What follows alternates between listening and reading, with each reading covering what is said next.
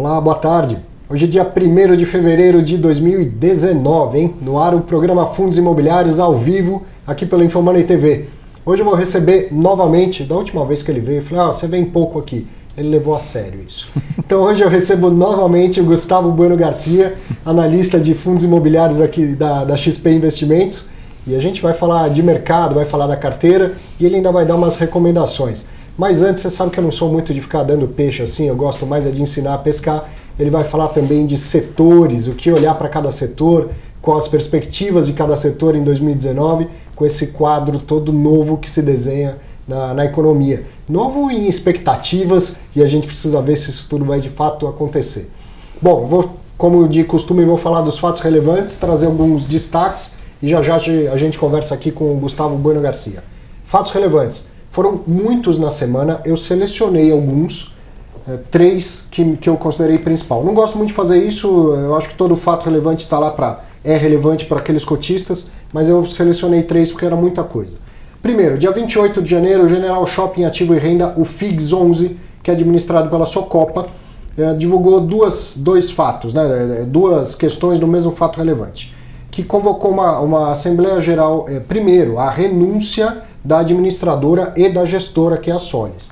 Então ambos estão renunciando à administração e à gestão, cada um, né, na sua função. E aí, em seguida, a convocação de uma Assembleia Geral Extraordinária, uma AGE, para que os cotistas decidam, pela troca da administradora ou por indicação de uma nova administradora. Isso porque não está no fato relevante, mas a Socopa, que está renunciando, indicou a Vortex como uma nova administradora. Os cotistas vão votar. Se eles não quiserem essa outra empresa como administradora, eles vão ter que indicar, então, quem eles gostariam que fosse. E se não houver uma decisão sobre um novo administrador, votar pela liquidação do fundo. Então muita gente me mandou mensagem, ficou preocupada com isso. É importante entender que essa segunda questão, a liquidação do fundo, não é uma decisão do administrador, é uma decisão sua, cotista. Então não se preocupe. Se a questão agora é, a atual administradora não quer mais administrar, ela renuncia. Não significa que o fundo fica sem administrador. Enquanto não houver um outro, ela continua vinculada e responsável por todos os atos do fundo. Obviamente que não te interessa mais ter a Socopa como administradora, porque ela não quer, ela está dizendo que não quer. Então essa é uma relação que não tem futuro.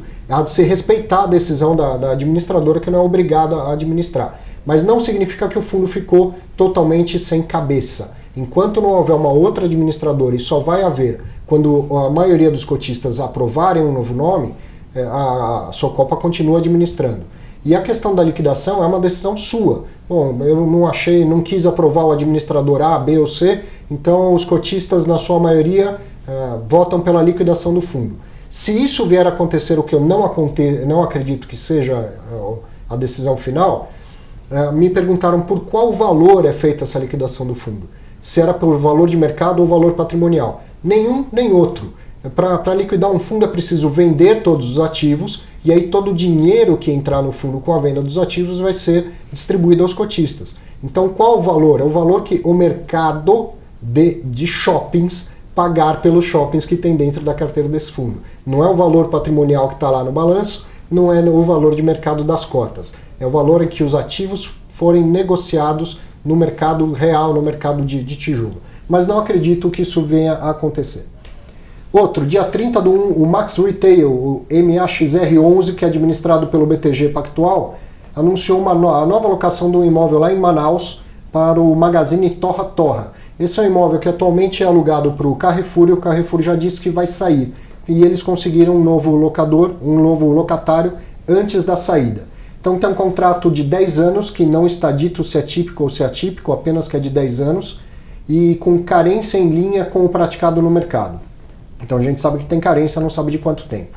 A nova locatária, além do aluguel, quando entrar, né, passada a carência, ela vai pagar luvas. Luva, o que é? Eu vou pagar um prêmio para entrar nesse imóvel. Isso é comum no mercado de shoppings e a gente está vendo acontecer aqui com o galpão. Ela vai pagar 1.800.000 de luvas. Esse valor será distribuído na forma de rendimentos ao longo do primeiro semestre de 2019. Então a ocupação do fundo vai ficar em 99,66%, ou seja, praticamente todo alugado. Eu pus um parênteses aí que não está no fato relevante. Tem uma outra saída anunciada, então essa vacância deve ser de 70% num futuro próximo, e quero dar os créditos aqui.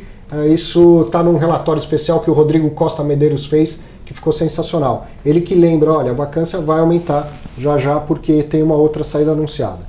Impacto nos rendimentos. A locação deve levar um aumento de 11,95% e essa luva, um aumento de 215,18%. Agora a luva não é recorrente, certo? Ela vai ser distribuída ao longo de do primeiro semestre de 2019 e depois ela termina. Outro fato relevante, dia 31 de janeiro, o Ouro Invest JPP, o Ouro JP11, anunciou a revisão da metodologia da distribuição de rendimentos a partir de janeiro de 2019, incluindo o estoque de lucros passados a distribuir. E o item 2, eu deixei aqui inclusive entre aspas, todos os termos iniciados em letra maiúscula, quando não definidos no presente fato relevante, possuem o significado que lhes é conferido no regulamento do fundo. Muito bem, eu tenho duas dúvidas aqui, duas questões que eu queria levantar sobre o fato relevante. Primeiro, dizer que está dito lá que depois de ouvir o mercado, a CVM, pares, eles resolveram mudar essa metodologia de distribuição. Então é louvável de que tenham se alinhado depois de ouvir muita gente do mercado. Porém, a gente tem aqui um fato relevante que não revela o que é relevante. Vai mudar essa metodologia de distribuição? Qual é a nova metodologia de distribuição? Isso podia muito bem estar no fato relevante. E depois, esse item 2, eu acho que nem o advogado que escreveu é capaz de me explicar o que significa. Pelo que eu sei, letra maiúscula é para usar em nome próprio, depois de ponto final e para iniciar uma frase. Eu não entendi lufas desse item 2, o que isso está fazendo no fato relevante. Então fica a minha sugestão, uma crítica construtiva. Eu sou advogado, eu sei muito bem como que é essa questão de texto jurídico, mas fica a minha sugestão para o RI, você deixa o jurídico escrever o que ele quiser na primeira página, na segunda página você faz um texto do RI explicando o mercado.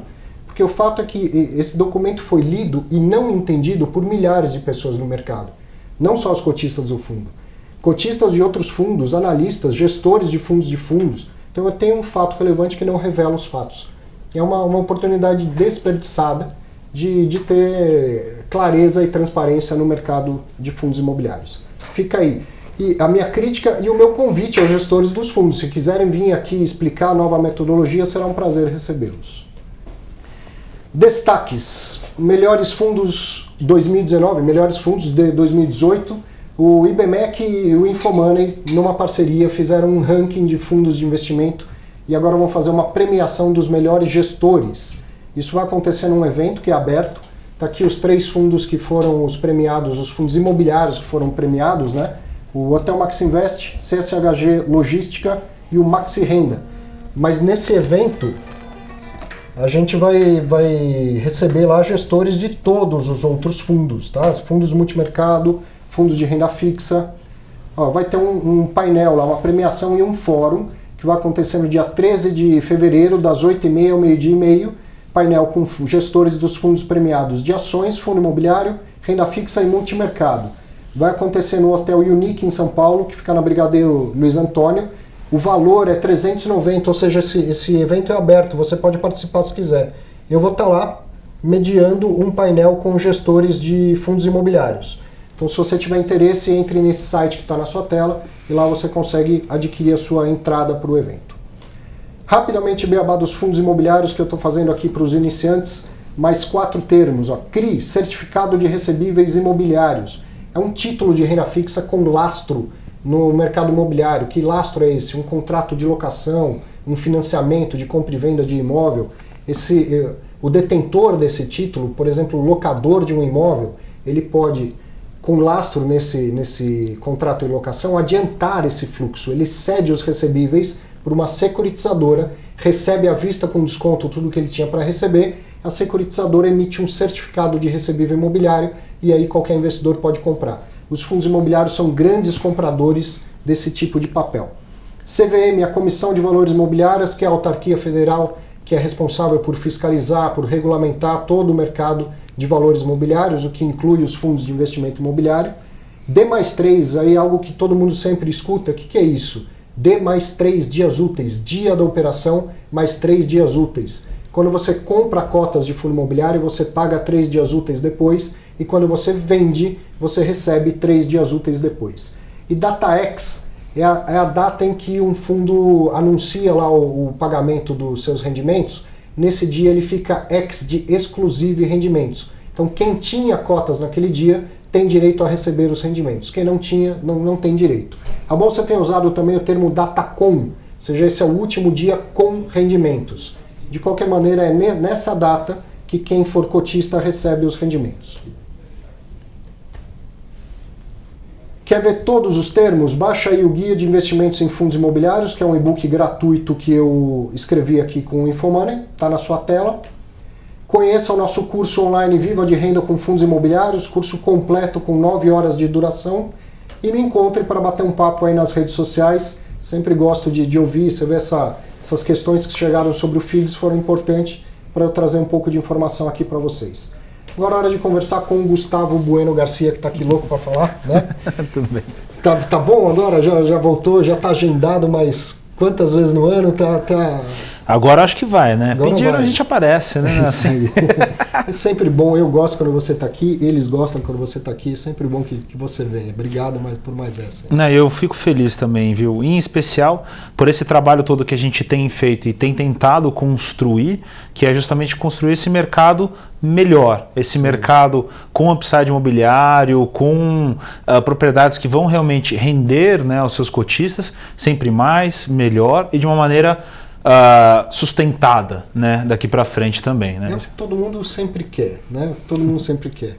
O cotista, no fim, é soberano, ele escolhe o que ele quer comprar, o que ele não quer comprar, mas você, como analista, tem essa função e essa vontade de fazer um mercado melhor. Isso que é muito bacana e quem assiste sabe disso. Né? Até a gente tem, né, muita regra na carteira recomendada que a gente faz, muito no sentido de indicar só o que a gente realmente acredita que tenha esse viés, né? Então acho que já é bastante conhecido do mercado. Por exemplo, a gente não recomenda fundos de agência. Acho que é um call de longo prazo que não funciona. E por não ser esse call de longo prazo que funcione, a gente justamente tira da carteira. Porque a gente, enfim, não coloca na carteira, na verdade, e não pode usá-lo, né, mesmo sabendo, eu sei que aqui vai subir, eu sei que ali vai descer, porque você tem, né, suas projeções, seus números, etc., você vai seguindo, mas por não ter esse viés de longo prazo, por não ter esse viés imobiliário bom, de desenvolvimento, sustentado, a gente realmente não pode colocar. E veja que, mesmo assim, né, a gente consegue bons rendimentos, consegue fazer bons trabalhos em torno de fundos imobiliários. Isso que eu ia falar, essa postura que é importantíssima, às vezes ela pode até comprometer o resultado da carteira, que é muito importante para você, né? Muitas pessoas vão com a carteira deu resultado maior ou menor do que o concorrente A, B ou C, ou do que o IFIX.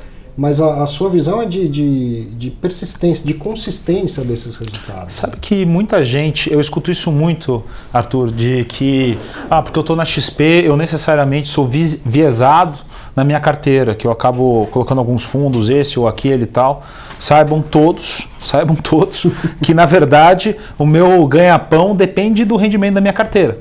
Se a minha carteira ela não for bem, eu não ganho bem no ano, eu tenho o meu rendimento ali. Então, assim, se eu não acredito num fundo, ele não vai entrar. Sim. E a gente põe as regras, não só por isso, mas a gente põe as regras porque a gente quer criar um mercado melhor. É por esse motivo que eu acreditei e peguei esse bastão aqui dentro da XP, que é justamente mostrar a importância dessa análise imobiliária que acontece muito pouco hoje, né? Os investidores brasileiros não têm esse costume, porque não vê isso como uma classe separada de ativos, apesar de ser o coringa de toda a carteira, apesar de, né, tantos benefícios que você pode ter. Como é um tipo de investimento muito novo, o pessoal não está acostumado a entender que, primeiro, macro impacta sim, mas não impacta mais. A gente vai ver daqui a pouquinho, rendimento da carteira foi super bom, volatilidade de renda fixa. Então vamos lá, impacta, ok, mas impacta como impacta qualquer outro ativo aqui no Brasil. Eu estou falando de renda fixa, ou então se eu não estivesse falando de renda fixa, a bolsa foi 2, 3 vezes mais de vol, né? Então, assim, de volatilidade. Isso é uma questão que a gente, quem produz conteúdo, deveria começar a esclarecer assim, muita seriedade, que é a questão do risco. É. Tá? Eu converso muito sobre investimento o tempo todo. Quantas vezes eu já escutei assim, você está falando de fundo imobiliário, quanto que dá esse negócio? 0,55, 0,60 ao mês? Não, eu tenho um amigo que tem uma factory, eu empresto dinheiro para ele, ele me dá 3% ao mês.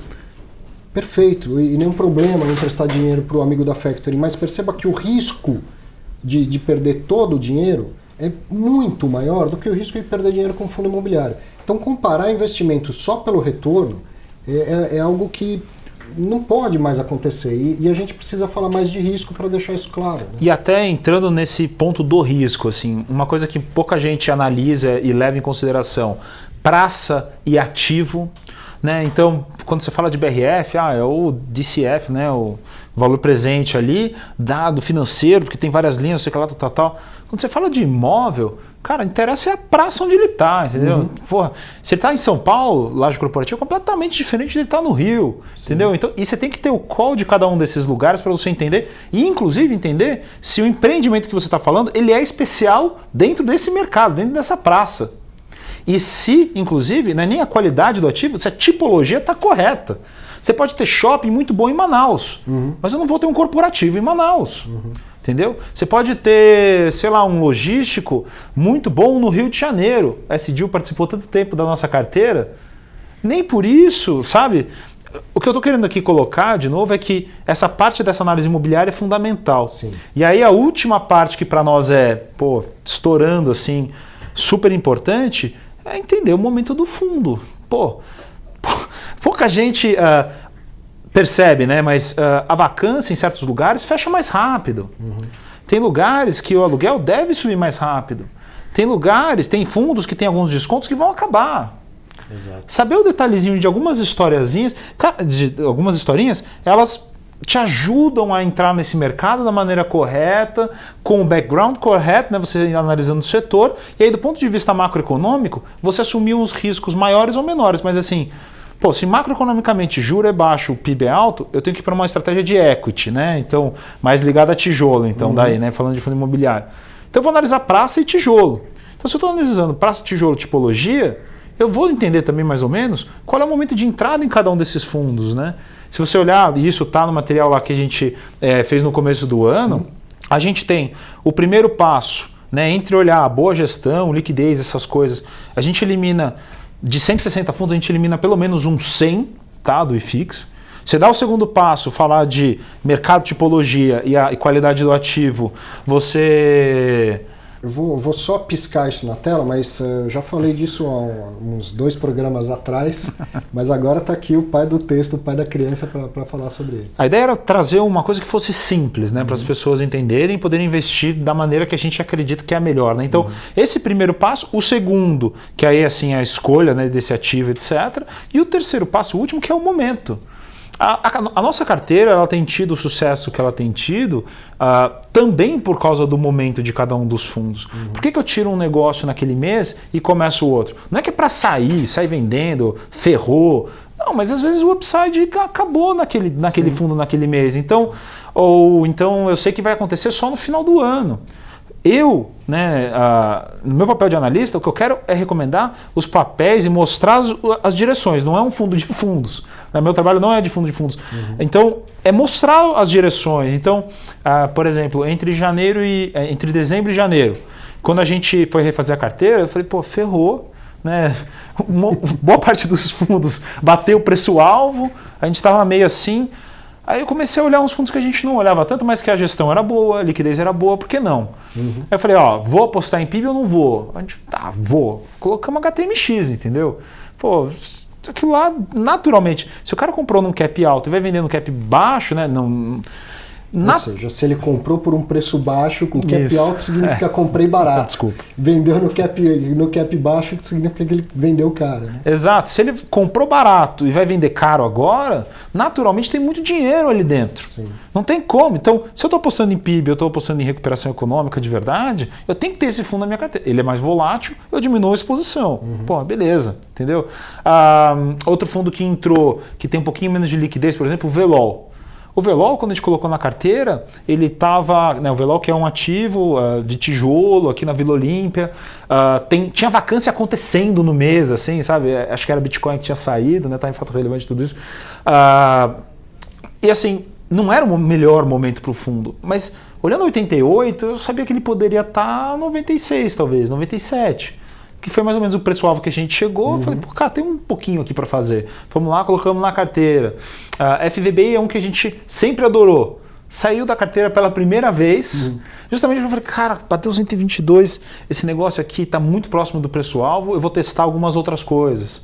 Então, assim, na carteira, da maneira como a gente faz, é justamente essa a ideia. É procurar esses detalhes, assim. E essa movimentação que você está falando é da carteira de valor, né? Aquela carteira que você está pensando no ganho de capital. Nada impede que alguém mantenha por uma questão de rendimentos. Não, assim, depois que está lá dentro, por exemplo, um outro que entrou também, o FFCI, da Rio Bravo. É um fundo que conheço os gestores, são gestores que eu já atendi até quando não estava na XP, e o pessoal bom, entendeu? E o fundo, os ativos têm ativos bons. Qual que é o problema dele hoje? Cara, ficou vago um dos empreendimentos, só que o empreendimento é maravilhoso. Então, aqui na JK, que é o Financial Center, o JK Financial Center, ele vai ser locado, quer queira, quer não queira. Se a Rio Bravo for, mesmo que ela fosse, não é, mesmo que ela fosse horrível, não é. Cara, vai locar aquilo ali, entendeu? Na outra ponta, eles fizeram um investimento que eu achei acertado, comprar um B novo na Paulista, né? Enfim, com desconto. Então, não está entregando dividendo, mas lá na frente com certeza vai entregar um puta de um valor para os cotistas. Pô, legal também. Viés imobiliário, né? Olha isso tudo que a gente está falando aqui, né? Eu sei que Paulista, pô, tem muita demanda, tem muita coisa, então vale a pena ter ativo lá.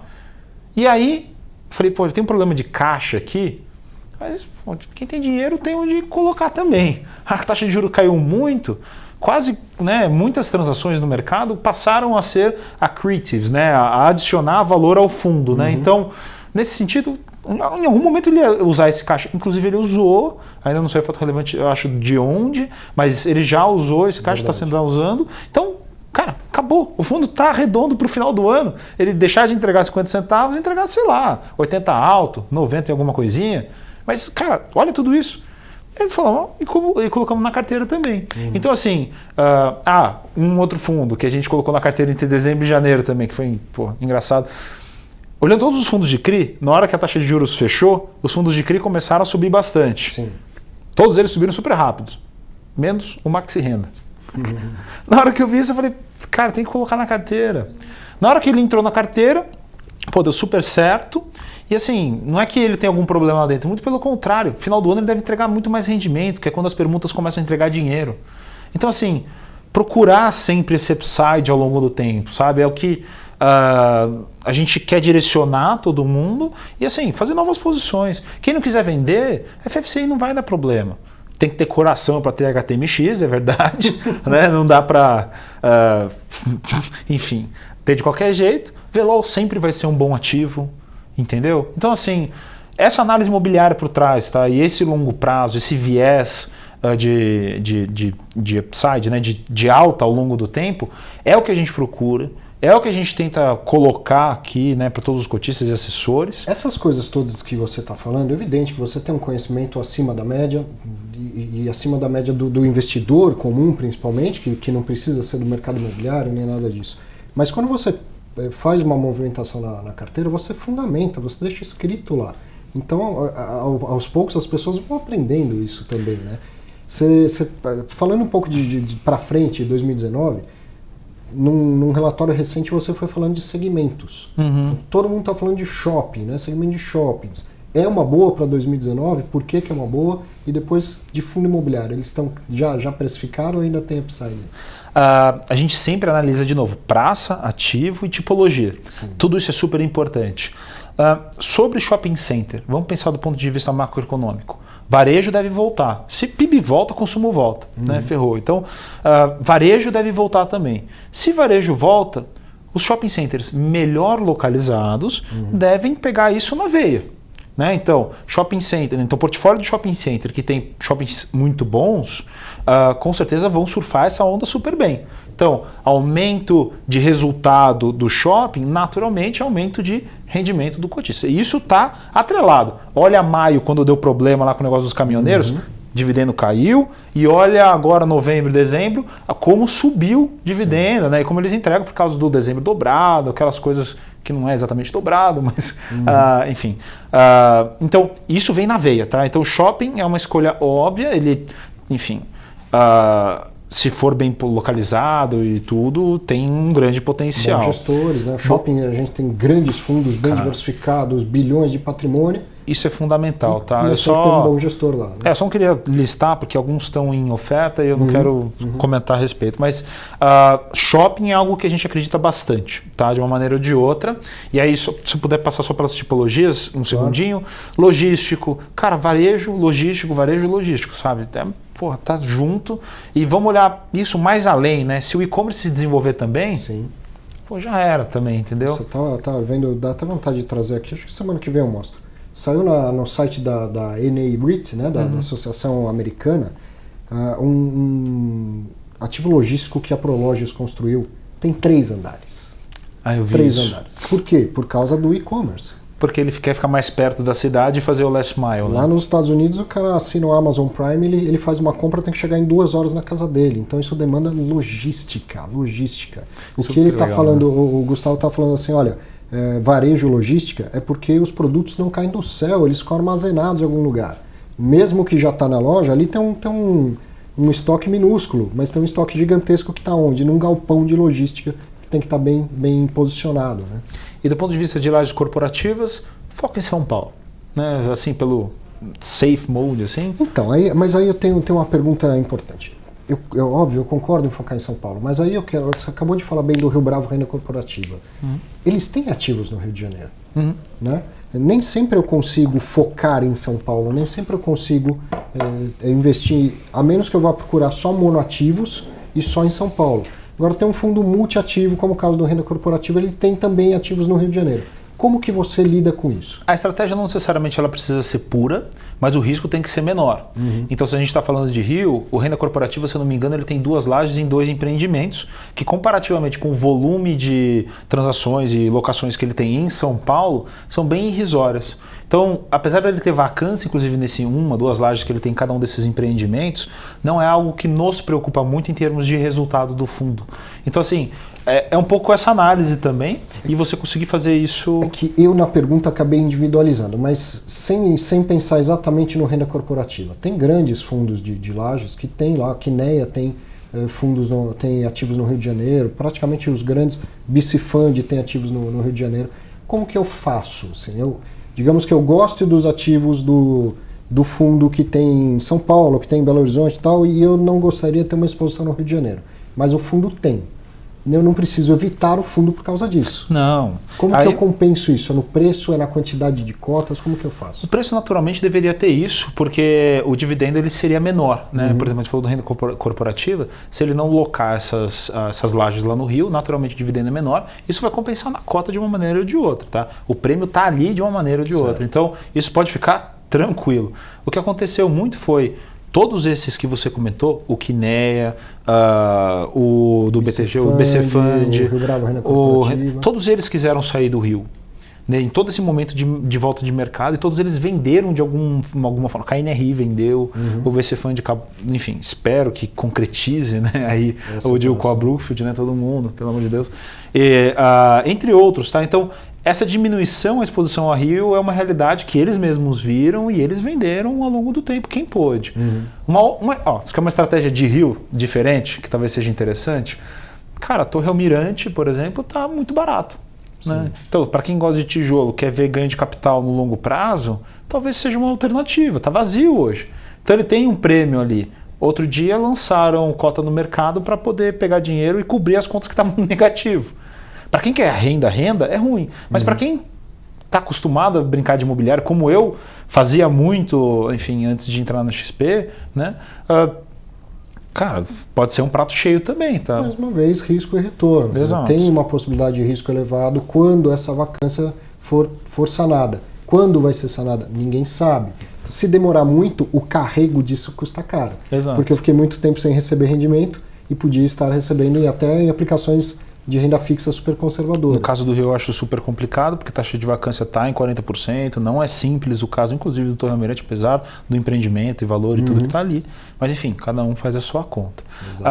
E sobre, finalmente, o fato das cotas estarem ou não precificadas, o que a gente acredita que vai acontecer agora é ganho de margem mesmo nos mesmos empreendimentos.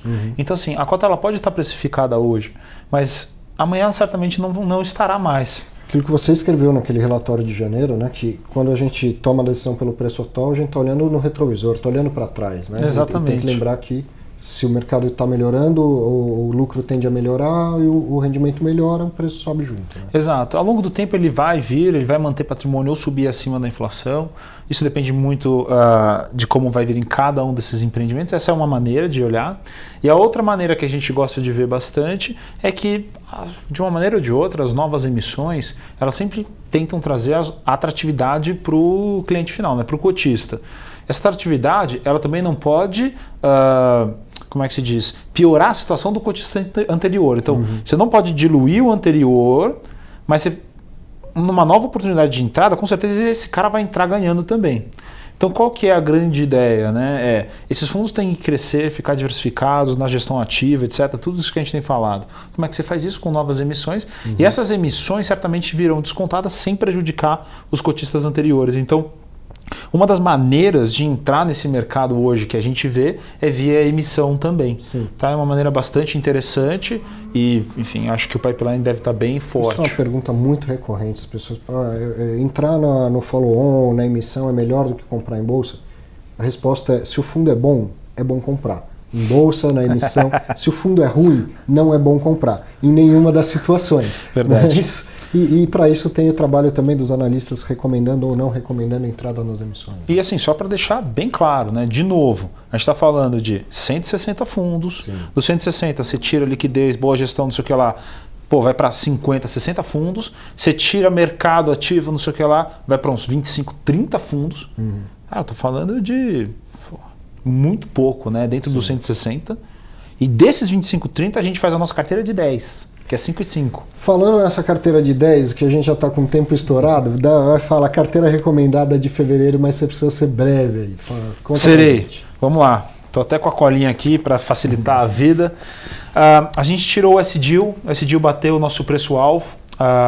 E na hora que bateu o preço-alvo, a gente falou, pô, acho que talvez seja o momento. E nessa saída de S-Deal, a gente colocou o XPIN, que finalmente tem liquidez suficiente, enfim, passou dos 150 mil dia. Então, finalmente, a gente poderia colocar na carteira. Esse é um dos crivos que a gente passa. É um fundo que entrega muito FFO, entrega bons rendimentos. A gente achava que a cota podia bater 120 e ela bateu. Chegou, a gente colocou a 113, que a gente mudou no dia 30, no final do dia, e no dia 31 ela bateu 119, 120. Então, bateu de novo, não posso trocar no meio do mês, mas assim, era uma das nossas apostas.